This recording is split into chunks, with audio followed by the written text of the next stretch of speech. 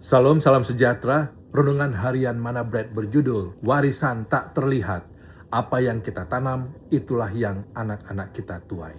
Ditulis oleh Pendeta Rois Panjaitan. Amsal 22 ayat 6 berkata, "Didiklah orang muda menurut jalan yang patut baginya, maka pada masa tuanya pun ia tidak akan menyimpang daripada jalan itu." Saudara, seringkali kita mengira warisan yang paling penting bagi anak-anak adalah rumah, tabungan, atau pendidikan yang baik. Namun sesungguhnya warisan yang paling kuat adalah kebiasaan hidup orang tua. Cara kita berbicara, mengelola emosi, makan, bekerja, berdoa, dan mengambil keputusan. Firman Tuhan berkata bahwa apa yang kita tanam pada masa kecil anak akan mempengaruhi seluruh masa depan mereka.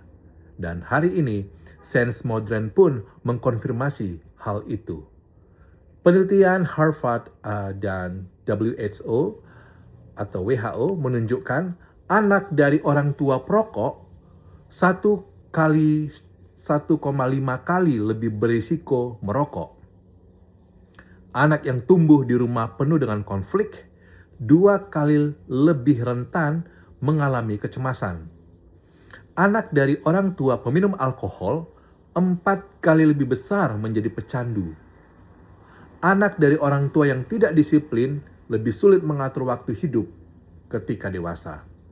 Dunia sains hanya menegaskan apa yang sudah Allah nyatakan. Kebiasaan orang tua akan hidup kembali dalam generasi berikutnya. Ada seorang remaja di Kanada bernama John. Ayahnya peminum berat. Setiap malam, John melihat ayahnya pulang dalam keadaan mabuk. Dan tanpa sadar, ia menganggap itu hal yang biasa. Pada usia 14 tahun, John mulai minum. Dan usia 18 tahun, ia sudah kecanduan. Dalam sebuah wawancara, John berkata, "Saya hanya melakukan apa yang selalu saya lihat di rumah." Saat menemani John direhabilitasi, sang ayah menangis dan berkata, "Saya tidak pernah menyadari kebiasaan saya hidup lagi dalam diri anak saya." Ini adalah gambaran nyata bagaimana kebiasaan orang tua menjadi cermin bagi anak-anak. Setan memahami prinsip ini. Ia berusaha melanjutkan dosa, luka, dan kebiasaan buruk melalui generasi. Ia tidak perlu menghancurkan keluarga sekaligus. Cukup membuat orang tua hidup tanpa kendali, maka anak-anak akan mengikuti.